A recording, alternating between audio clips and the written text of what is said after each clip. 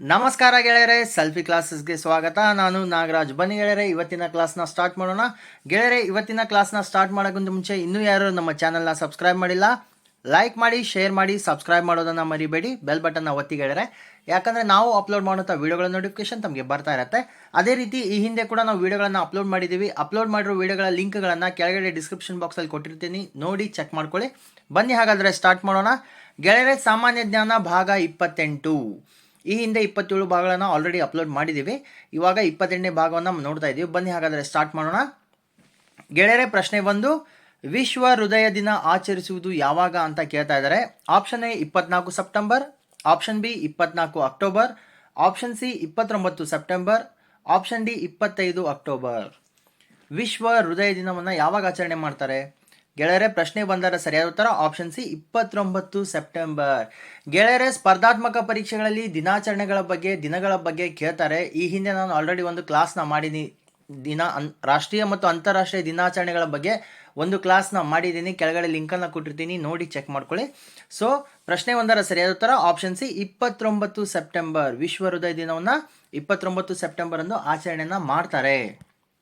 ಪ್ರಶ್ನೆ 2, United Nations ಹವಾಮಾನ ಬದಲಾವಣೆ ಸಮ್ಮೇಳನ COP 26 ಎಲ್ಲಿ ನಡೆಯಿತು ಅಂತ ಕೇಳ್ತಾ ಇದ್ದಾರೆ. Option A London, option B Edinburgh, option C Paris, option D Glasgow. COP 26 ಎಲ್ಲಿ ನಡೆಯಿತು? ಹವಾಮಾನ ಬದಲಾವಣೆಗಾಗಿ ಒಂದು ಸಮ್ಮೇಳನ ನಡೆಯುತ್ತೆ, ಅದು COP 26 ಎಲ್ಲಿ ನಡೆಯಿತು ಅಂತ ಕೇಳ್ತಾ ಇದ್ದಾರೆ. ಪ್ರಶ್ನೆ 2ರ ಸರಿಯಾದ ಉತ್ತರ ಆಪ್ಷನ್ ಡಿ ಗ್ಲಾಸ್ಗೋನಲ್ಲಿ ನಡೆದಿದೆ.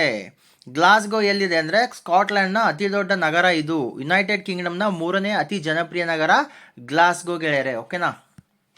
ಪ್ರಶ್ನೆ 3, ಕರ್ನಾಟಕ ಸರ್ಕಾರವು ರಾಜ್ಯದ ಗ್ರಾಮೀಣ ಪ್ರದೇಶದಲ್ಲಿ ಗರ್ಭಿಣಿ ಮತ್ತು ಹಾಲುಣಿಸುವ ಮಹಿಳೆಯರ ಪೌಷ್ಟಿಕಾಂಶದ ಅಗತ್ಯಗಳನ್ನು ಪೂರೈಸಲು ಡ್ಯಾಶ್ ಯೋಜನೆಯನ್ನ ಪ್ರಾರಂಭಿಸಿದೆ. ಯಾವ ಯೋಜನೆ ಅಂತ ಕೇಳ್ತಾ ಇದ್ದಾರೆ. Option A Udisha, option B Mathrupoorna, option C mid day meal, option D ಇವುಗಳಲ್ಲಿ ಯಾವುದು ಅಲ್ಲ.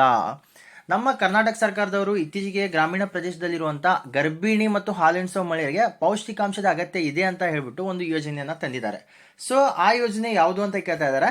ಪ್ರಶ್ನೆ 3ರ ಸರಿಯಾದ ಉತ್ತರ ಆಪ್ಷನ್ ಬಿ ಮಾತೃಪೂರ್ಣ ಗೆಳೆಯರೆ. ಮಾತೃಪೂರ್ಣ ಯೋಜನೆಯನ್ನ ಕರ್ನಾಟಕ ಸರ್ಕಾರ ತಂದಿದೆ. ಮಾತೃಪೂರ್ಣ ಯೋಜನೆ ಏನಿದೆ ಅಂದರೆ ಇದರಲ್ಲಿ ಸತ್ವಯುಕ್ತ ಪೌಷ್ಟಿಕ ಆಹಾರವನ್ನು ಅಂಗನವಾಡಿ ಕೇಂದ್ರದಲ್ಲಿಯೇ ತಯಾರಿ ಮಾಡಿ ಗರ್ಭಿಣಿ ಮತ್ತು ಬಾಣಂತಿಯರಿಗೆ ನೀಡಲಾಗುತ್ತೆ ಗೆಳೆಯರೆ. ಓಕೆನಾ. ಪ್ರಶ್ನೆ 4, ಭಾರತ ಯಾವ ದೇಶದೊಂದಿಗೆ 12 ಚೀತಾಗಳು ಮಧ್ಯಪ್ರದೇಶದ ಕ್ಯೂನೋ ರಾಷ್ಟ್ರೀಯ ಉದ್ಯಾನವನಕ್ಕೆ ತರಲು ನಿರ್ಧರಿಸಿದೆ? ಆಲ್ರೆಡಿ ತಂದಿದ್ದಾರೆ. So option A Namibia, option B ದಕ್ಷಿಣ America, option C Brazil, option D Australia.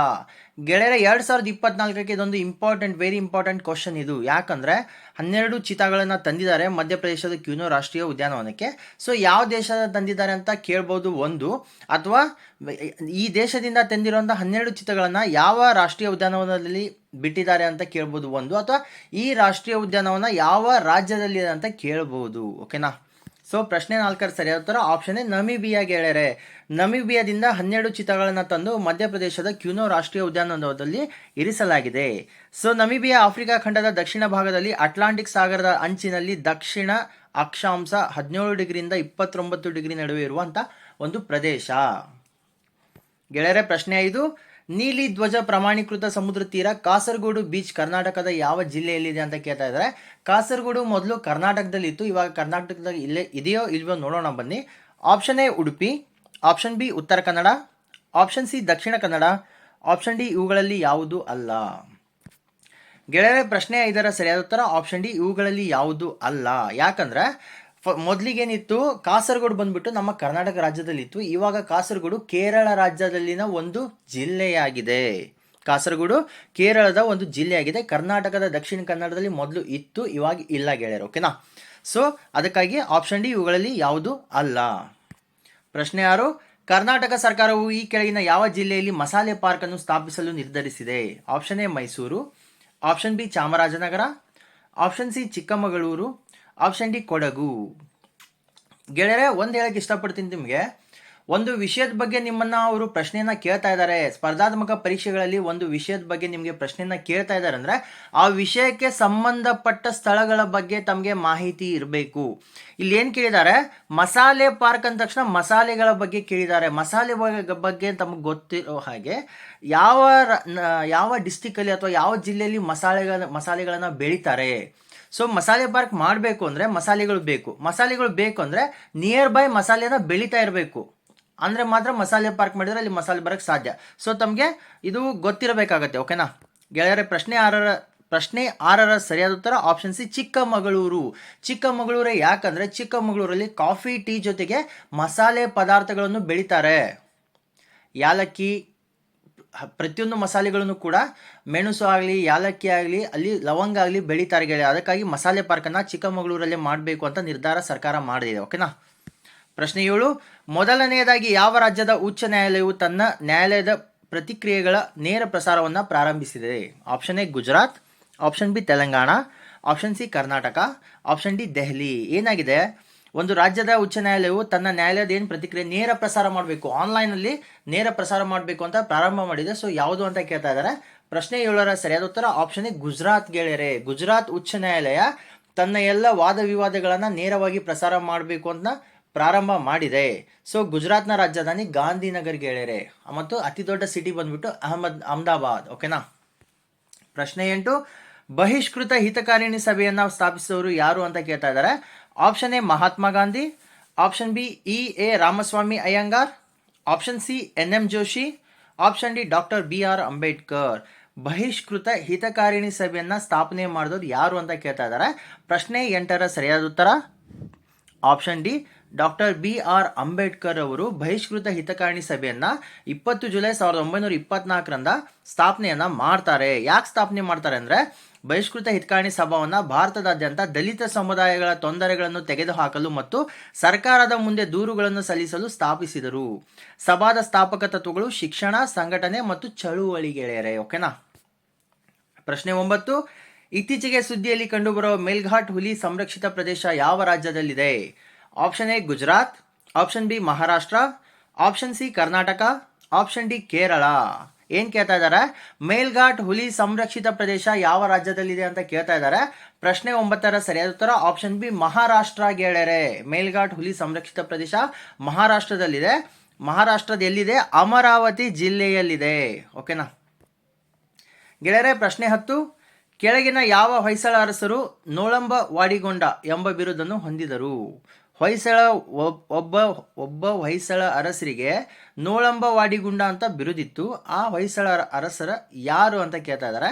Option A Vishnuvardhana, option B Veeraballala 1, option C Narasimha 1, option D Vinayaditya. ಗೆಳೆಯರೆ, ಪ್ರಶ್ನೆ 10ರ ಸರಿಯಾದ ಉತ್ತರ ಆಪ್ಷನ್ ಎ ವಿಷ್ಣುವರ್ಧನ ಗೆಳೆಯರೆ. ಯಾವ ಹೊಯ್ಸಳ ಅರಸ? ವಿಷ್ಣುವರ್ಧನ ಅನ್ನುವಂಥ ಹೊಯ್ಸಳ ಅರಸನಿಗೆ ನೋಳಂಬ ವಾಡಿಗೊಂಡ ಅನ್ನುವಂಥ ಬಿರುದು ಹೊಂದಿದ್ರು.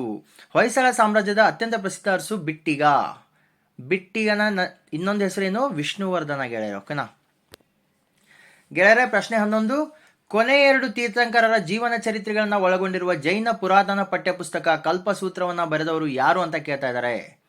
ಕೊನೆಯ 2 ತೀರ್ಥಂಕರರ ಜೀವನ ಚರಿತ್ರೆಗಳನ್ನು ಒಳಗೊಂಡಿರುವ ಜೈನ ಪುರಾತನ ಪಠ್ಯಪುಸ್ತಕ ಕಲ್ಪಸೂತ್ರ. ಈ ಕಲ್ಪಸೂತ್ರವನ್ನು ಬರೆದವರು ಯಾರು ಅಂತ ಕೇಳ್ತಾ ಇದ್ದಾರೆ. ಆಪ್ಷನ್ ಎ ಕೌಟಿಲ್ಯನ Arthashastra, option B Bhadrabahu, option C ಅಶ್ವಘೋಷ, ಆಪ್ಷನ್ ಡಿ ಸ್ಥೂಲಭದ್ರ. ಗೆಳೆಯರೆ, ಪ್ರಶ್ನೆ 11ರ ಸರಿಯಾದ ಉತ್ತರ ಆಪ್ಷನ್ ಬಿ ಭದ್ರಬಾಹು ಗೆಳೆಯರೆ. ಕಲ್ಪಸೂತ್ರವನ್ನು ಬರೆದವರು ಭದ್ರಬಾಹು. ಗೆಳೆಯರೆ, ಪ್ರಶ್ನೆ 12, ಕೆಳಗಿನ ಯಾವ ನಾಯಕರ ಬಂಧನದ ವಿರುದ್ಧ ಪ್ರತಿಭಟಿಸಲು ಜನರು ಜಲಿಯನ್ ವಾಲಾಬಾಗ್ ಹತ್ಯಾಕಾಂಡದಲ್ಲಿ ಜಮಾಯಿಸಿದರು? ಗೆಳೆಯರೆ, ತಮಗೆ ನೆನಪಿರಬೇಕು, ಜಲಿಯನ್ ವಾಲಾಬಾಗ್ ಅಂದ ತಕ್ಷಣ ತಮಗೆ ವರ್ಷ 1919 ಏಪ್ರಿಲ್ 13 ತಮಗೆ ನೆನಪಿರಬೇಕಾದ ವರ್ಷ ಅದು. ಯಾಕಂದ್ರೆ ಸ್ವಾತಂತ್ರ್ಯಕ್ಕಾಗಿ ನಮ್ಮ ಅನೇಕ ವೀರರು ತಮ್ಮ ಪ್ರಾಣವನ್ನ ಮುಡಿಪಾಗಿಟ್ಟಿದ್ದಾರೆ, ಬಲಿದಾನವನ್ನ ಗೈದಿದ್ದಾರೆ. ಓಕೆನಾ. ಸೊ 1919 ಏಪ್ರಿಲ್ 13 ಜಲಿಯನ್ ವಾಲಾಬಾಗ್ ನಡೆದಂತ ದುರಂತ. ಓಕೆನಾ. ಸೊ ಪ್ರಶ್ನೆ 12 ಆಪ್ಷನ್ ಎ ಖುದಿರಾಮ್ ಬೋಸ್ ಮತ್ತು ಪ್ರಫುಲ್ ಚಕ್ಕಿ, ಆಪ್ಷನ್ ಬಿ ಸತ್ಯಪಾಲ್ ಮತ್ತು Saifuddin Kitchlew, option C V D Savarkar ಮತ್ತು ಗಣೇಶ್ ದಾಮೋದರ್ ಸಾವರ್ಕರ್, ಆಪ್ಷನ್ ಡಿ ಭಗತ್ ಸಿಂಗ್, ರಾಜ್ಗುರು ಮತ್ತು ಸುಖದೇವ್. ಕೆಳಗಿನ ಯಾವ ನಾಯಕರ ಬಂಧನದ ವಿರುದ್ಧ ಪ್ರತಿಭಟಿಸಲು ಜನರು ಜಲಿಯನ್ ವಾಲಾಬಾಗ್ ಹತ್ಯಾಕಾಂಡದಲ್ಲಿ ಜಮಾಯಿಸಿದರು ಅಂತ ಕೇಳ್ತಾ ಇದ್ದಾರೆ. ಪ್ರಶ್ನೆ 12ರ ಸರಿಯಾದ ಉತ್ತರ ಆಪ್ಷನ್ ಬಿ, ಸತ್ಯಪಾಲ್ ಮತ್ತು ಸೈಫುದ್ದೀನ್ ಕಿಚ್ಲು ಗೆಳೆಯರೆ. ಓಕೆನಾ, ಸತ್ಯಪಾಲ್ ಮತ್ತು ಸೈಫುದ್ದೀನ್ ಕಿಚ್ಲು ಈ ನಾಯಕರ ಬಂಧನದ ವಿರುದ್ಧನೇ ಜನರು ಎಲ್ಲಿ ಸೇರಿದ್ರು, ಜಲಿಯನ್ ವಾಲಾಬಾಗ್ನಲ್ಲಿ ಸೇರಿದ್ರು. So general Dyer firing order ಕೊಟ್ಬಿಟ್ಟು ಅದು ಹತ್ಯಾಕಾಂಡ ಆಗತ್ತೆ, ಆಮೇಲೆ ಜಲಿಯನ್ ವಾಲಾಬಾಗ್ ಹತ್ಯಾಕಾಂಡ ಅಂತ ಆಗತ್ತೆ. ಓಕೆನಾ. ಸೊ ಏಪ್ರಿಲ್ 13, 1919 ಪಂಜಾಬ್ನ ಅಮೃತ್ಸರದಲ್ಲಿ ಸಂಭವಿಸಿದಂಥ ಈ ದುರಂತ ಯಾವುದು? ಜಲಿಯನ್ ವಾಲಾಬಾಗ್ ದುರಂತ ಗೆಳೆಯರೆ. ಓಕೆನಾ. ಪ್ರಶ್ನೆ 13, ಸಬ್ಸಿಡಿಯರಿ ಅಲಯನ್ಸ್ ಮೂಲಕ ಬ್ರಿಟಿಷರು ಸ್ವಾಧೀನಪಡಿಸಿಕೊಂಡ ಮೊದಲ ಪ್ರಾಂತ ಯಾವುದು ಅಂತ ಕೇಳ್ತಾ ಇದ್ದಾರೆ. ಆಪ್ಷನ್ ಎ ಮೈಸೂರು ರಾಜ್ಯ, option B Awadh, option C ಹೈದರಾಬಾದ್ನ ನಿಜಾಮ, ಆಪ್ಷನ್ ಡಿ ಮರಾಠರು. ಸಬ್ಸಿಡಿಯರಿ ಅಲಯನ್ಸ್ ಮೂಲಕ ಬ್ರಿಟಿಷರು ಸ್ವಾಧೀನಪಡಿಸಿಕೊಂಡಂತಹ ಮೊದಲ ಪ್ರಾಂತ ಯಾವುದಪ್ಪ ಅಂದ್ರೆ ಪ್ರಶ್ನೆ 13ರ ಸರಿಯಾದ ಉತ್ತರ ಆಪ್ಷನ್ ಸಿ ಹೈದರಾಬಾದ್ನ ನಿಜಾಮ. ಹೈದರಾಬಾದ್ನ ನಿಜಾಮ ಪ್ರಾಂತವನ್ನ ಬ್ರಿಟಿಷರು ಸಬ್ಸಿಡಿಯರಿ ಅಲಯನ್ಸ್ ಮೂಲಕ ಸ್ವಾಧೀನವನ್ನ ಪಡಿಸ್ಕೋತಾರೆ. ಇದನ್ನು 1798ರಿಂದ 1805ರವರೆಗೆ ಭಾರತದ ಗವರ್ನರ್ ಜನರಲ್ ಲಾರ್ಡ್ ವೆಲ್ಲೆಸ್ಲಿ ರೂಪಿಸಿದರು. ಯಾವುದು? ಸಬ್ಸಿಡಿಯರಿ ಅಲಯನ್ಸ್ ಅನ್ನುವಂಥ ಒಂದು ಏನು ಕಾನೂನನ್ನ ರೂಪಣೆ ಮಾಡಿದವರು ಯಾರಂದ್ರೆ ಗವರ್ನರ್ ಜನರಲ್ ಲಾರ್ಡ್ ವೆಲ್ಲೆಸ್ಲಿ. ಯಾವಾಗಿಂದ ಯಾವಾಗ? 1798ರಿಂದ 1805ರವರೆಗೆ ಈ ಕಾನೂನು ಮೂಲಕ ಹಲವಾರು ಪ್ರಾಂತಗಳನ್ನು ಇವರು ಸ್ವಾಧೀನ ಪಡಿಸ್ಕೋತಾರೆ. ಯಾರು? ಬ್ರಿಟಿಷರು ಸ್ವಾಧೀನ ಪಡಿಸ್ಕೋತಾರೆ. ಗೆಳೆಯರೆ, ಪ್ರಶ್ನೆ 14, 1857ರ ದಂಗೆಯ ಕಾರಣಗಳ ಬಗ್ಗೆ ಕೆಳಗಿನ ಹೇಳಿಕೆಗಳನ್ನು ಗಮನಿಸಿ ಅಂತ ಹೇಳ್ತಾ ಇದ್ದಾರೆ. ಆಪ್ಷನ್ ಎ, ಪ್ರಾಣಿಗಳ ಕೊಬ್ಬಿನಿಂದ ಸವರಲಾದ ಸಿಡಿಮದ್ದಿನೊಂದಿಗೆ ಎಂಫೀಲ್ಡ್ ಬಂದೂಕಿನ ಪರಿಚಯ. Option B, doctrine of lapse ಕಾಯ್ದೆಯ ಪರಿಚಯ. ಆಪ್ಷನ್ ಸಿ ಎರಡು ಸರಿ, ಆಪ್ಷನ್ ಡಿ ಎರಡು ತಪ್ಪು. ಗೆಳೆಯರೆ, ಗಮನಿಸಿ ಅಂದ ತಕ್ಷಣ ನೀವು ಗಮನ ಮಾಡಿ ಬಿಟ್ಬಿಡ್ಬೇಡಿ. ಏನಂದ್ರೆ ಇದರಲ್ಲಿ ಕೊಟ್ಟಿರ್ತಾರೆ ಆಪ್ಷನ್ಗಳನ್ನ, ಎರಡು ಸರಿ ಅಂತ ಕೊಟ್ಟಿರ್ತಾರೆ ಅಥವಾ ಎರಡು ತಪ್ಪು ಅಂತ ಕೊಟ್ಟಿರ್ತಾರೆ. ಅದರಲ್ಲಿ ಯಾವ ಆಪ್ಷನ್ ನೀವು ನೋಡ್ಬೇಕಾಗತ್ತೆ. ಓಕೆನಾ. ಸೊ ಪ್ರಶ್ನೆ 14ರ ಸರಿಯಾದ ಉತ್ತರ ಆಪ್ಷನ್ ಸಿ ಎರಡು ಸರಿ ಗೆಳೆಯರೆ. ಯಾಕಂದ್ರೆ 1857ರ ದಂಗೆಯ ಕಾರಣ ಏನಂದ್ರೆ ಮೊದಲನೇದು ಪ್ರಾಣಿಗಳ ಕೊಬ್ಬಿನಿಂದ ಸವರಲಾದ ಸಿಡಿಮದ್ದಿನೊಗೆ ಎನ್ಫೀಲ್ಡ್ ಬಂದೂಕಿನ ಪರಿಚಯ ಏನಿದೆ ಅದು ಸರಿ. ಎರಡನೇದು ಡಾಕ್ಟ್ರಿನ್ ಆಫ್ ಲ್ಯಾಬ್ಸ್ ಕಾಯ್ದೆಯ ಪರಿಚಯ ಏನಿರುತ್ತೆ ಅದು ಸರಿ. ಯಾಕಂದ್ರೆ ಬ್ರಿಟಿಷರು ನಾವು ನಿಮಗೆ ಸೈನ್ಯವನ್ನು ಕೊಡ್ತೀವಿ, ನಮ್ಮ ಸೈನ್ಯವನ್ನ ನೀವು ಇಟ್ಕೊಂಡು ನಿಮ್ಮ ಯಾವುದೇ ಹೋರಾಟಗಳಿದ್ರು ಏನೇ ಸಮಸ್ಯೆಗಳಿದ್ರು ನೀವು ಬಗೆಹರಿಸ್ಕೋಬಹುದು, ಮತ್ತೆ ನೀವು ನಿಮ್ಮ ಪ್ರಾಂತ ನಮ್ಮ ಅಧೀನಕ್ಕೆ ಒಳಪಡತ್ತೆ ಅನ್ನೋಂಥ ಒಂದು ಕಾಯ್ದೆಯನ್ನು ತರ್ತಾರೆ, ಅದು ಡಾಕ್ಟ್ರಿನ್ ಆಫ್ ಲ್ಯಾಬ್ಸ್. ಇನ್ನೊಂದು ಏನು ಮಾಡ್ತಾರೆ, ಪ್ರಾಣಿಗಳ ಕೊಬ್ಬನ್ನ ಸಿಡಿಮದ್ದಿನಿಗೆ ಸವರಿರ್ತಾರೆ. ಏನು ಅದು ಸಿಡಿಮದ್ದಿರತ್ತೆ, ಸಿಡಿಮದ್ದಿಗೆ ಸವರಿ ಎಂಫೀಲ್ಡ್ ಬಂದೂಕಿಗೆ ಅದನ್ನ ಲೋಡ್ ಮಾಡ್ಬೇಕು. ಯಾವ ರೀತಿ ಲೋಡ್ ಮಾಡಬೇಕು ಅಂದ್ರೆ ಬಾಯಿನಿಂದ ಕಚ್ಚಿ ತೆಗೆದು ಅದನ್ನು ಲೋಡ್ ಮಾಡಿ ಹೊಡಿಬೇಕಾಗತ್ತೆ. ಅದಕ್ಕಾಗಿ ಏನು ದನ ಮತ್ತು ಹಂದಿಯ ಕೊಬ್ಬನ್ನ ಸವರಿರ್ತಾರೆ. ಇದು 1857ರ ದಂಗೆಯ ಕಾರಣ. ಇದು 1857ರ ದಂಗೆ ಅನ್ನೋದಕ್ಕಿಂತ ಇದು ಭಾರತದ ಪ್ರಥಮ ಸ್ವಾತಂತ್ರ್ಯ ಸಂಗ್ರಾಮ ಅಂತ ಕರೆಯಲ್ಪಡುತ್ತೆ ಗೆಳೆಯರೆ. ಓಕೆನಾ.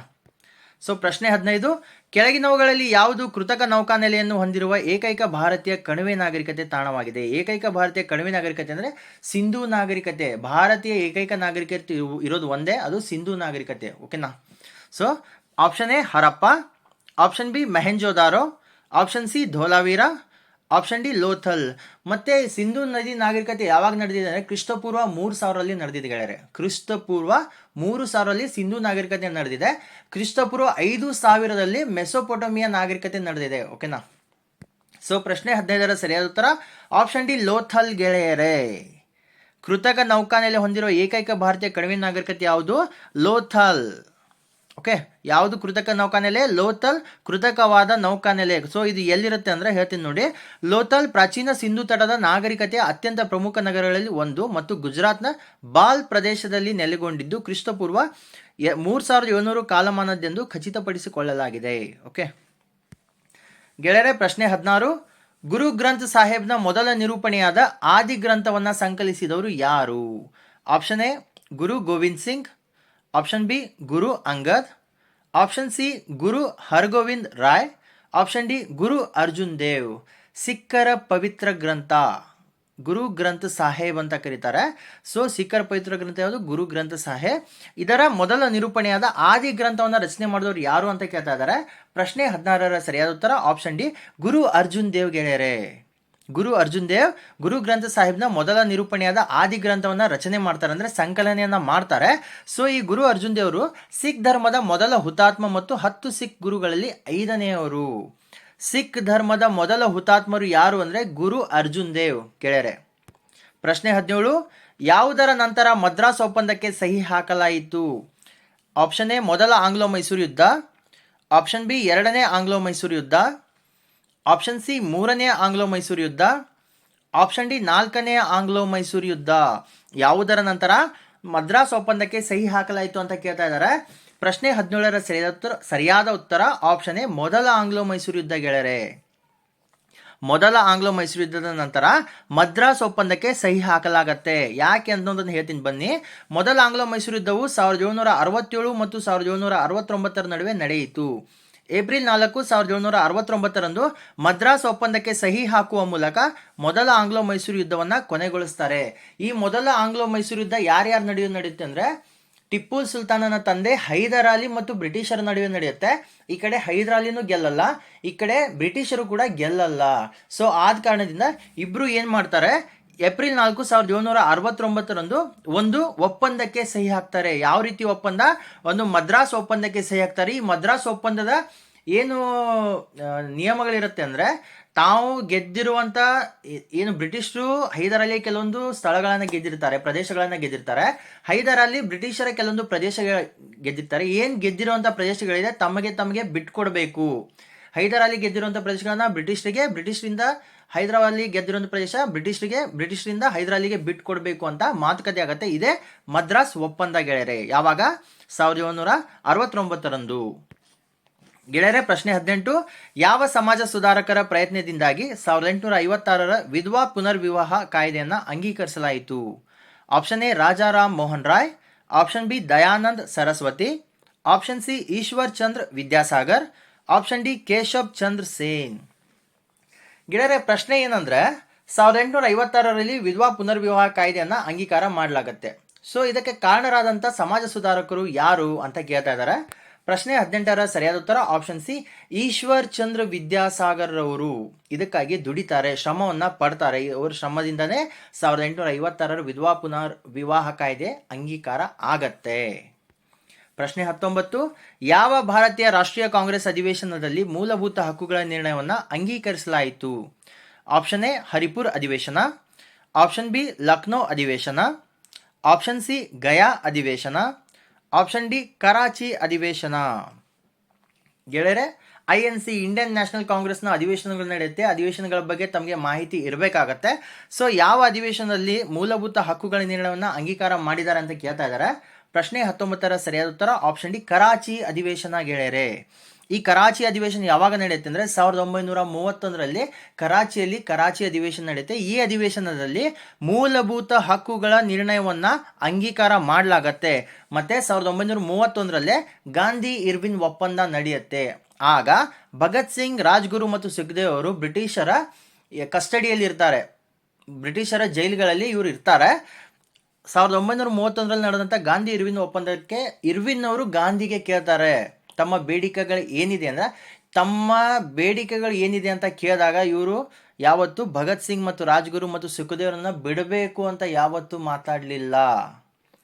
ಗಾಂಧಿ ಇರ್ವಿನ್ ಒಪ್ಪಂದದಲ್ಲಿ ಗಾಂಧೀಜಿಯವರು ಇವರ ಬಗ್ಗೆ ಮಾತಾಡಿದ್ರೆ ಇವತ್ತು ಭಗತ್ ಸಿಂಗ್, ರಾಜ್ಗುರು ಮತ್ತು ಸುಖದೇವ್ ಅವರು ಇರ್ತಾ ಇದ್ರು. ಇವತ್ತಿರ್ತಾ ತಮ್ಮ ವಯೋ ಸಹಜ ಕಾಯಿಲೆಯಿಂದ ಸಾಯ್ತಾ ಇದ್ರು.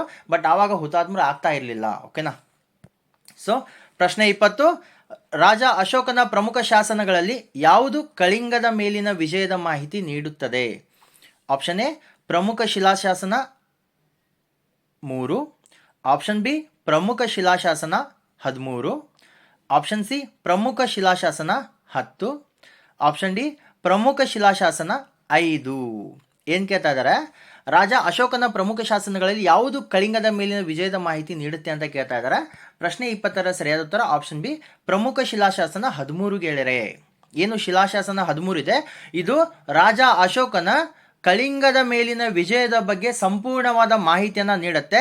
ಈ ಶಿಲಾಶಾಸನ 13 ಎಲ್ಲಿ ಸಿಕ್ಕಂಥ ಶಾಸನ ಅಂದರೆ ಒಡಿಸ್ಸಾದಲ್ಲಿ ಸಿಕ್ಕಂತಹ ಶಾಸನ ಗೆಳೆಯರೆ. ಓಕೆನಾ ಗೆಳೆಯರೆ, ನಮ್ಮ ವಿಡಿಯೋಗಳು ತಮಗೆ ಇಷ್ಟವಾದಲ್ಲಿ ಲೈಕ್ ಮಾಡಿ, ಶೇರ್ ಮಾಡಿ, ಸಬ್ಸ್ಕ್ರೈಬ್ ಮಾಡೋದನ್ನು ಮರಿಬೇಡಿ.